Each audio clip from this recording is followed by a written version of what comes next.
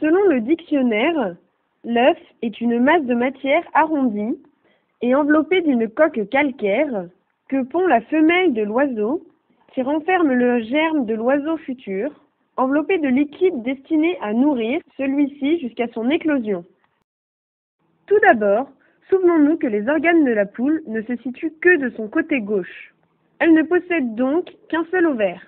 Sur ce dernier, 600 à 1000 follicules d'à peine 1 mm sont regroupés en une grappe dense. Ils représentent le nombre total d'œufs que pondra la poule au cours de sa vie. À ce stade, les follicules sont à leur phase initiale, la phase de repos.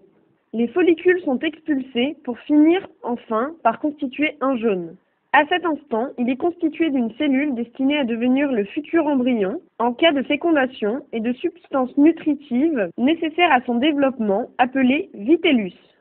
Ensuite, ce jaune se détache de la grappe pour être récupéré dans l'infundibulum. Pendant ce séjour dans l'infundibulum, auront lieu la fécondation, s'il y a des spermatozoïdes, ainsi que la fabrication d'une membrane protectrice appelée vitelline. Le jaune passe ensuite dans le magnum, où il sécrétera le blanc épais et formera les chalases. Le blanc est appelé albumen. Il est constitué de 2 couches. La première est dense et visqueuse. Elle constitue le blanc épais. L'autre est claire et liquide et constitue le blanc externe. Remarque, en observant un œuf très frais, les 2 types de blanc se distinguent parfaitement. Les chalases sont de petits filaments blancs entremêlés qui relient le jaune aux extrémités de l'œuf.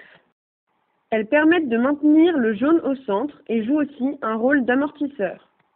Après son passage dans le magnum, le jaune pénètre alors dans l'isthme. Là vont se former les 2 membranes coquillères. Elles sont le filtre antibactérie et elles assurent aussi la conservation d'une chambre à air. Puis, l'œuf transite dans l'utérus. Là, l'albumen sera complété du blanc externe par imbibition à travers les membranes, ce qui met ces dernières en tension. Un dépôt de calcium se forme pour fabriquer la coquille. L'œuf est maintenant presque terminé. Seulement, il pourra prendre une pigmentation sur la coquille. Mais elle sera uniquement déposée sur la surface de la coquille, non à l'intérieur. Lorsque l'on ramasse un œuf à peine pondu, on constate qu'il est encore tout humide. Ce liquide sèche rapidement. Il s'appelle cuticule. La cuticule représente l'une des plus importantes protections contre l'environnement extérieur. C'est le dernier travail effectué par la poule avant d'expulser son œuf.